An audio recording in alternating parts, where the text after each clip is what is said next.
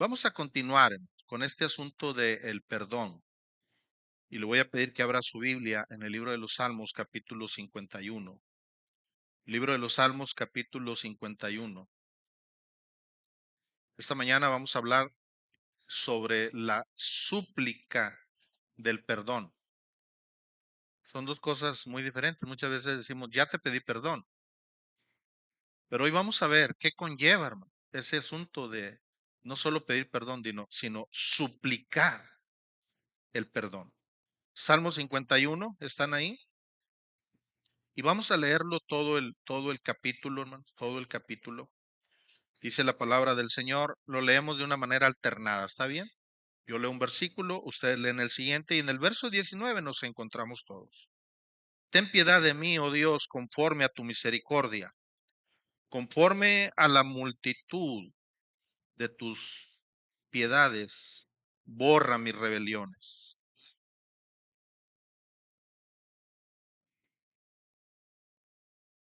Porque yo reconozco mis rebeliones y mi pecado está siempre delante de mí.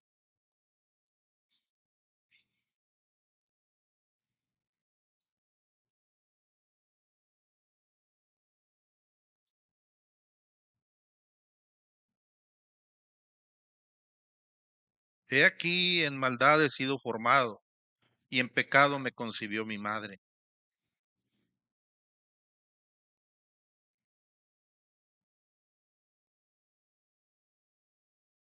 Purifícame con hisopo y seré limpio.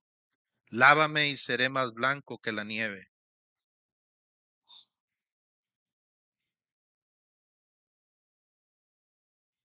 Esconde tu rostro de mis pecados y borra todas mis maldades.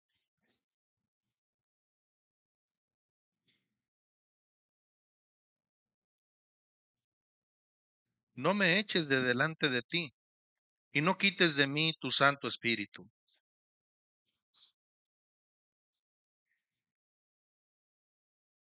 Entonces enseñaré a los transgresores tus caminos y los pecadores se convertirán a ti.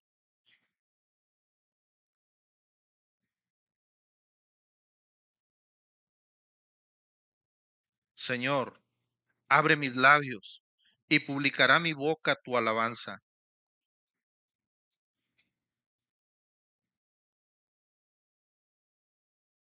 Los sacrificios de Dios son el espíritu quebrantado, al corazón contrito y humillado no despreciarás tú, oh Dios.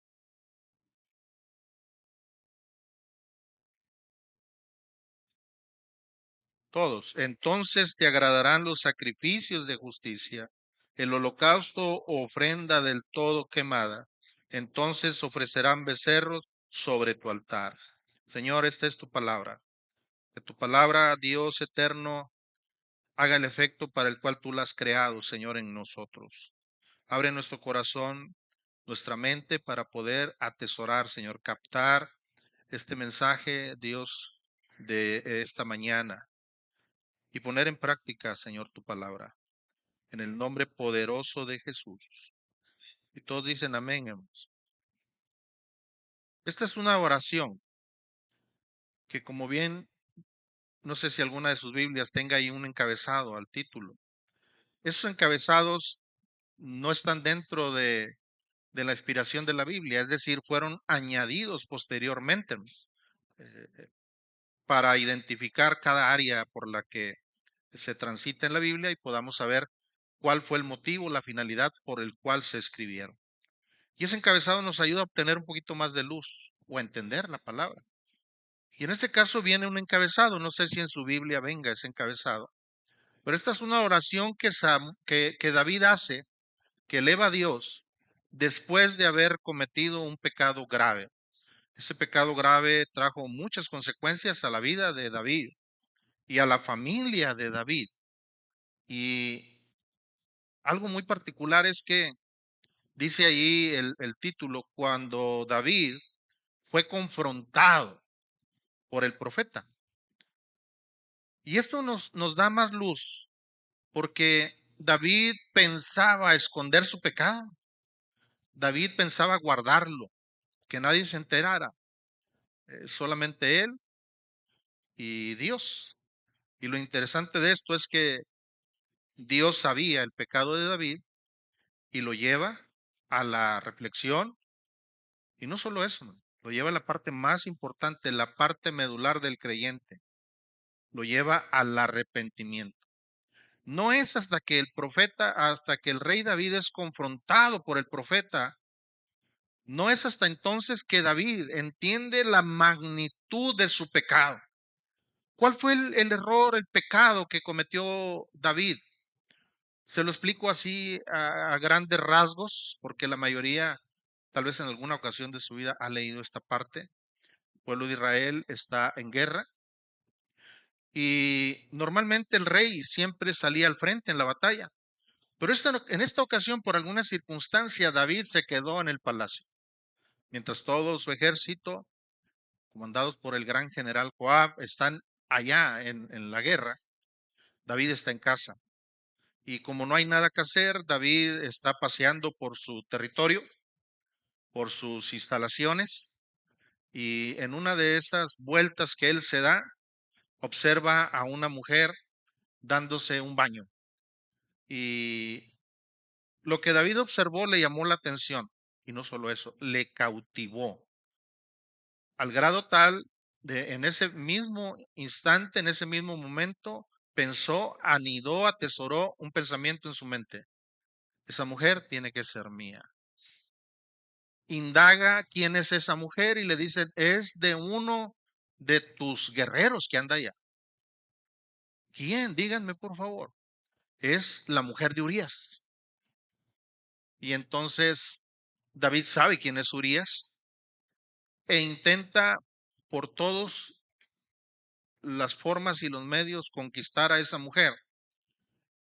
Y vaya, decir conquistar es algo muy superfluo porque él es el rey y él puede tener las mujeres que él quiera. Pero la forma en que obtuvo a esta mujer es una forma desleal, es una forma deshonesta.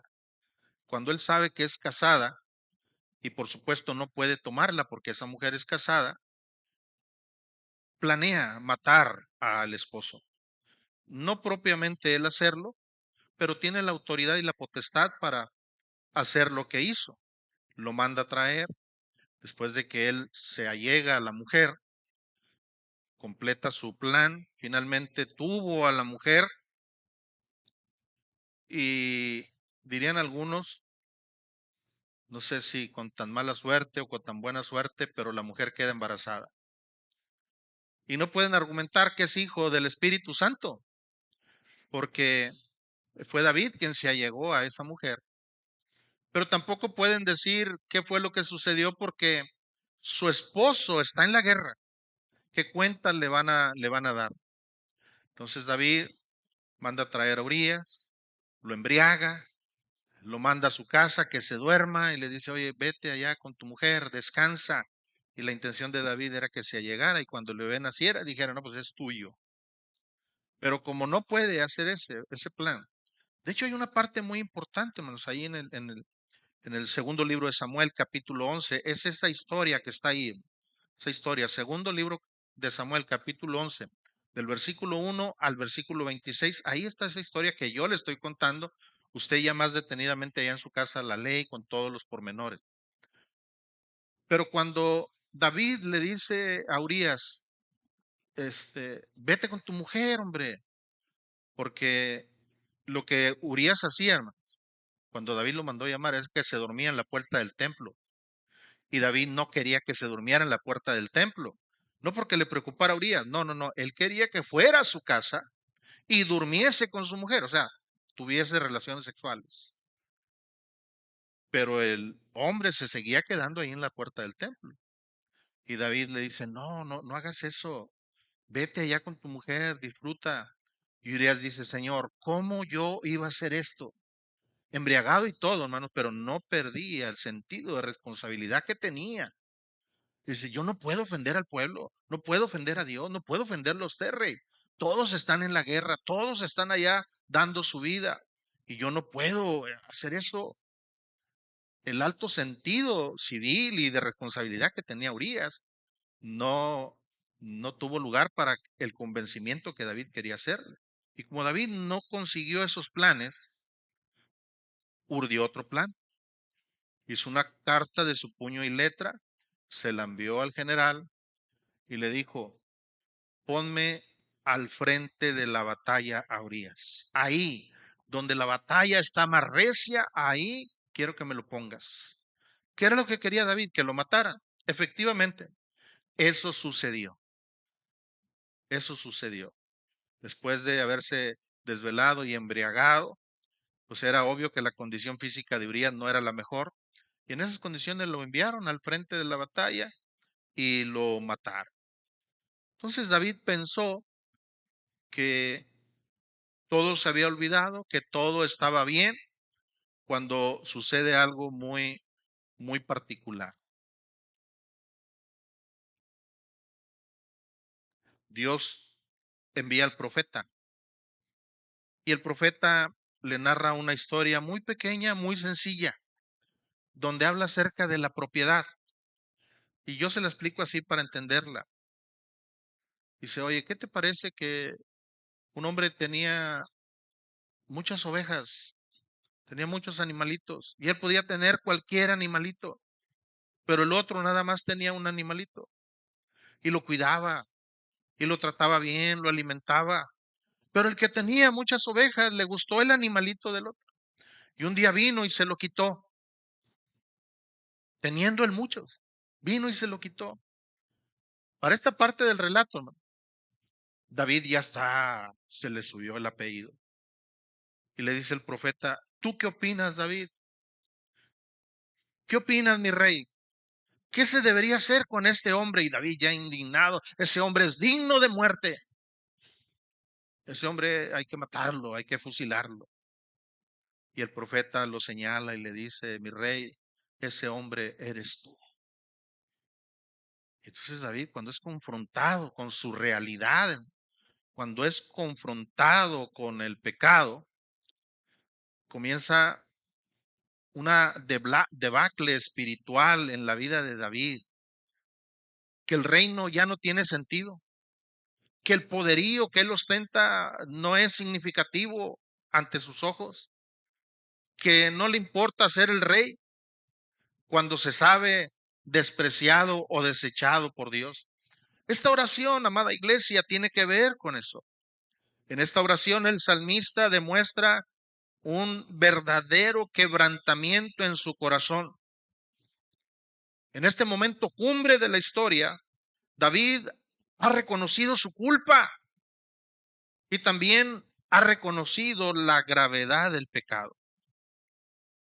David no hace ningún intento por justificarse delante de Dios.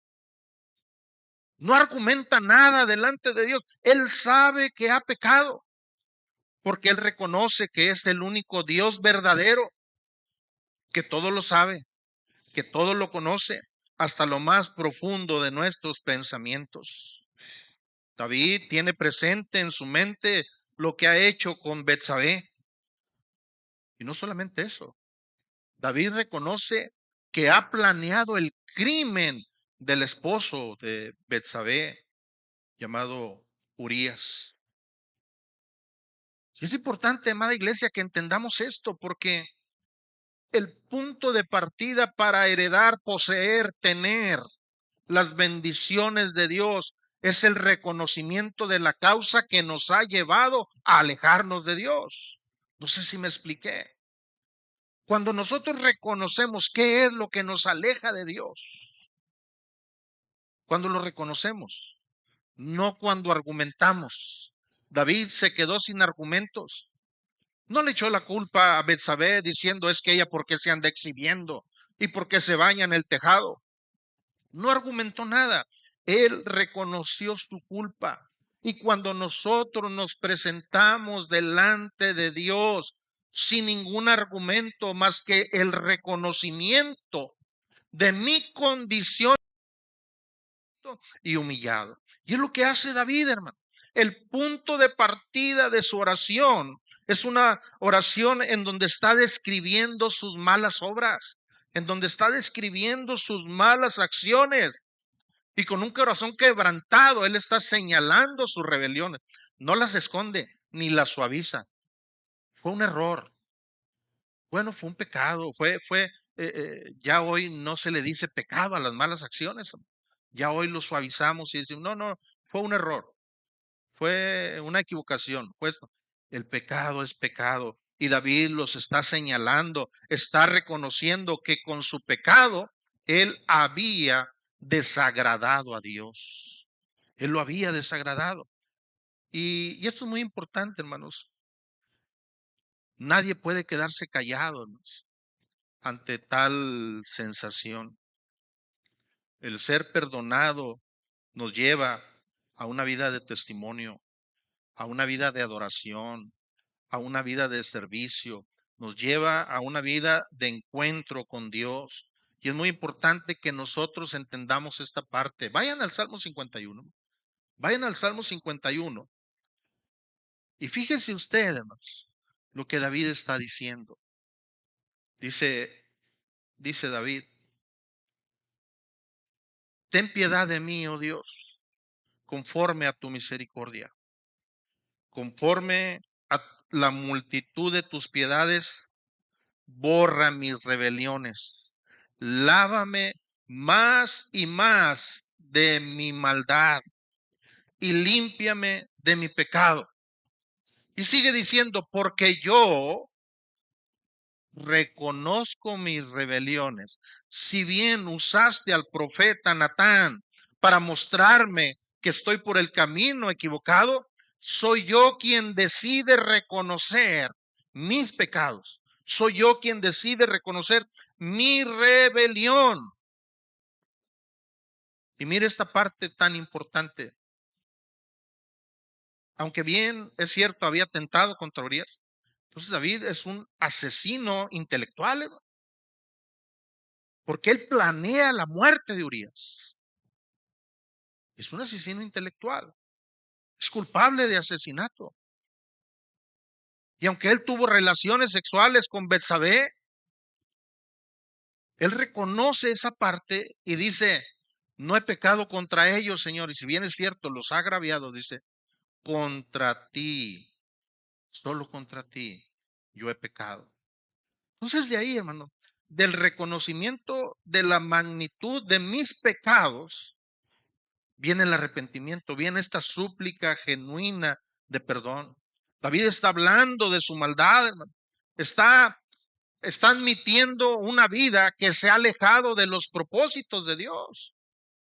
Él lo está admitiendo, él lo está reconociendo y diciendo contra ti solo he pecado. Y va más allá y dice, he hecho lo malo delante de ti. Amada iglesia, para finalizar este primer punto es el reconocimiento de nuestros pecados nos lleva a una súplica genuina del perdón.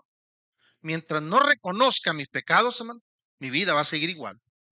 Mientras yo no reconozca la falla, mientras yo no reconozca mi rebelión, porque mi pecado, mi actitud es rebelión contra Dios, no contra los hombres. Si tú te fijas, David jamás menciona a Urias, jamás menciona a Betsabé.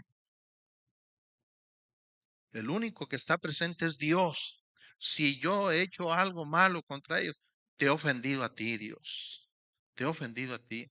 Cuando reconocemos este error, cuando reconocemos nuestras faltas, cuando admitimos nuestra culpabilidad, y no solamente eso, man, como el caso de David, lo decimos abiertamente, da a entender la posición del pecador que necesita ser perdonado, que hay un hambre y un deseo por escuchar la voz de Dios, diciendo, está bien, te perdono. Esta oración sale de un corazón afligido, y ese corazón está afligido, hermano, por causa del pecado. Esto es lo que hace diferente, hermano. Ese simple, y lo digo así para entendiendo el contexto de lo que estamos hablando. Está bien, perdóname. A una súplica genuina de un perdón. Esa súplica conlleva un cambio de rumbo, un cambio de actitud. David no volvió jamás a ser el mismo, hermanos, después de ese perdón de Dios. Al final vemos que Dios lo perdona y David no volvió a ser el mismo. Pagó consecuencias, pagó errores, porque sabe que ese niño del cual quedó embarazada Betsabé, a la postre falleció, cuando David estaba ilusionado con el nacimiento del bebé. Más adelante el bebé fallece. Entonces, es importante que entendamos esa parte, hermano. Una súplica genuina por el perdón. Y el salmista en este Salmo 51 nos da, pudiéramos llamarle así, un modelo de oración suplicando el perdón de un pecador, suplicando el perdón de un Dios santo, de un Dios verdadero. Y nos hace a nosotros conciencia, ¿no?, de la gravedad, de los agravios que nosotros cometemos. Y la única forma de que nosotros podamos tener paz y serenidad, calma, es obteniendo el perdón divino. La segunda cosa, habla de una parte que tiene que ver con la santidad.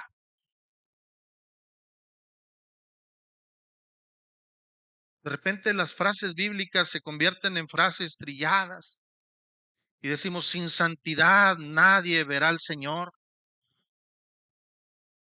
Y es tan fácil pronunciarlo, hermanos, que se nos olvida el concepto de santidad, un término que ya no se utiliza mucho en la iglesia.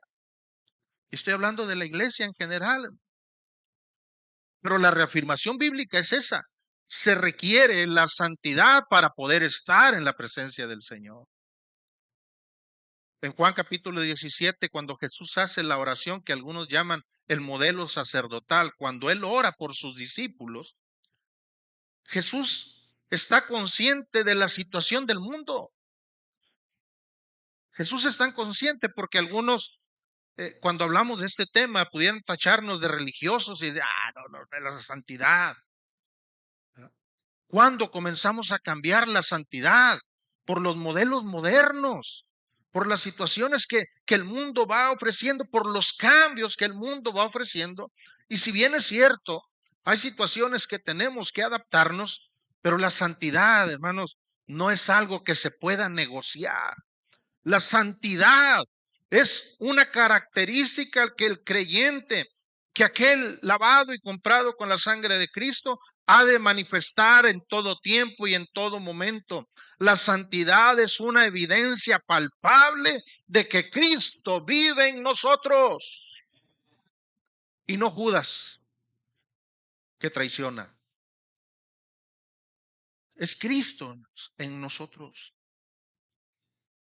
Por eso la importancia de que nosotros busquemos la santidad, sin la cual nadie puede ver al Señor. Y un concepto o definición sencillo es alejarnos del pecado, alejarnos de la maldad, alejarnos de las malas acciones. El salmista hace referencia a algo muy común por aquel entonces, muy común por aquel tiempo. La segunda cosa que vemos en este mensaje, hermanos, David tiene un ruego intenso por ser limpiado. Él clama por limpieza y utiliza una figura muy particular. Dice ahí en el versículo 7, purifícame con hisopo y seré limpio. Lávame y seré más blanco que la nieve. Este intenso ruego, hermanos, por la limpieza, por ser limpiado. Él pide ser purificado con hisopo. Y el hisopo era una planta muy aromática, una planta que despedía olor. Y el tallo era rugoso, manos, algo así como la leña para que entiendan.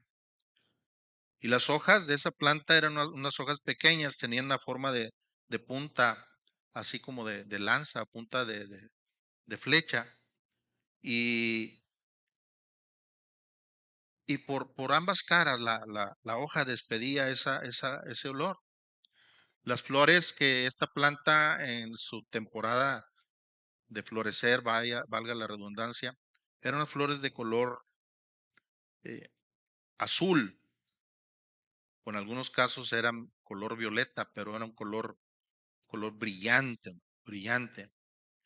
Y cuando David habla de ser limpiado con el sopo, él está diciendo que quería ser tallado con un pedazo de ese pasto seco, ¿verdad? O de esa rama, ¿no? Quería ser limpiado, quería ser purificado, y nos está dando a entender que necesitaba un toque personal para ser transformado por completo.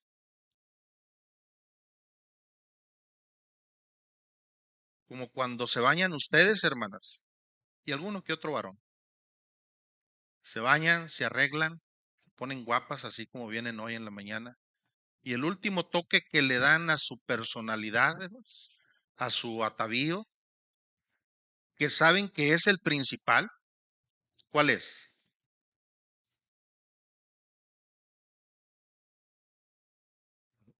Si no se echa ese perfume, no sé si a alguien le pase, siente como que no se bañó, como que no está limpia, ¿verdad? Algunas exageran la nota, ¿verdad? Pero digo esto, hermano, para poder entender esa parte. Lo que el salmista está diciendo se remonta a esa parte, hermano. Si alguien sabía de ungimiento y si alguien sabía de unción, era David, hermano. Era David. ¿Cómo es que las diversas especies aromáticas venían? Por eso el Salmo, cuando él menciona, mirad cuán bueno y cuán delicioso es habitar los hermanos juntos en armonía, utiliza la figura del ungimiento. Es como el buen óleo, y nos lleva a esa parte cuando ungían a los sacerdotes o a los reyes. Derramaban sobre ellos el aceite, y el aceite, aceite preparado con diversas especies aromáticas. De hecho, ese aceite, hermano, fue preparado solamente una vez. El Señor dijo, van a preparar este aceite con tales especies. Él dio la medida, Él dio las especies, Él dio todo. Dijo, será un aceite santo, un aceite de la máxima unción. Dice, y nunca más lo volverás a hacer. Si de repente ahí le venden botellitas de aceite que le dice, este es el aceite de la santa unción, no se crea. Y con ese aceite se ungía. Y el ungimiento era tal, hermano, descendía todo. Y se bajaba por su cabeza, su barba, la barba de Aarón, y descendía hasta el borde de sus vestiduras. David utiliza esa figura, hermanos, en este ruego tan intenso para poder ser limpiado. Y termino con otra figura, otra ilustración, como las que lavan trastes. ¿Cuántas lavan trastes, hermano? Digan amén. Solamente que tengan la casa dishwash, ¿verdad? Son las que lavan los trastes. Algunas se afanan hasta de más, hermano. Y voy ahí porque usted agarra una vasija, y ¿qué hace con la vasija, hermano? La talla y la talla y la talla. Y luego algunas vasijas se cejan y usted la vuelve a ver, no, no quedó bien. Y la vuelve a agarrar y la talla y le echa jabón y le echa jabón. Aunque la vasija pareciera que está limpia, usted dice, no, le falta más y tengo que borrar la mancha de grasa. Entendamos a David cuando dice, purifícame con hisopo. Lávame más y más, Señor. Lo que tú tengas que hacer conmigo, hazlo, Señor. El salmista sentía que Dios lo miraba con desagrado, no sé, de una manera mala. Él se sentía tan pecador delante de Dios, que le dice el Señor, límpiame, Dios, lávame, lávame de mis pecados, lávame de mis maldades. Si tú intervienes en mí, mire la figura que utiliza, yo voy a ser más blanco que la nieve. Es solamente a través de tu intervención. Algunos dirán, hermano, soy tan moreno que no puedo ser más blanco que la nieve. Ese interior que David está pidiendo que sea limpiado. El pecado, hermanos, para nada es agradable. Y los que pecamos no nos sentimos a gusto, aunque pensemos que estamos a gusto. Al final del día, disfrutas tu pecado, pero cuando estás solo, pero cuando el pecado pasa, cuando la situación pasa, hay un descontento en el corazón. ¿Por qué? Porque somos propiedad de Dios y el Señor nos ha sellado y Él nos atrae hacia sí. Por eso dice el versículo 8, y se recrearán los huesos que has abatido. Todo aquel que peca, no espere que le vaya bien. David pensó que le iba a ir bien mientras tuviera el poder y el control sobre lo que había hecho. Pero Dios, que lo conoce todo, sacó a la luz. No hay nada oculto que no sea revelado, amada iglesia, amigo que nos oye. Todo sale, todo sale a la luz. Por eso David está clamando al Señor y le pide que esconda su rostro de sus pecados y que borre todas sus maldades. Se sentía tan mal delante de Dios. Dice, no me mires, Señor, no me mires, porque estoy mal delante de ti. Ese es un genuino clamor, hermano. Un ruego intenso por ser limpiado, por ser cambiado, por ser transformado. Y la oración cada vez es más intensa si vamos viendo ahí a partir del versículo 9. Llega el momento en que el salmista le pide a Dios la creación de un corazón limpio, un corazón nuevo. Dice, crea en mí, oh Dios, un corazón limpio. Pues es que dice la escritura que del corazón nacen todas las cosas. Crea en mí un corazón limpio y renueva un espíritu recto dentro de mí. David ya no quería que su corazón fuera renovado. Él quería un corazón nuevo. Él quería un corazón limpio. Y termino esta parte en el versículo 11, este segundo punto, en este intenso ruego para ser limpiado. El versículo 11, hermanos, nos debe despertar la conciencia a nosotros. Nos debe despertar el alma. Nos debe despertar a la reflexión. Lo que David dice en el versículo 11. Vaya ahí y léalo conmigo. No me eches de delante de ti y no quites de mí tu Santo Espíritu. Aleluya.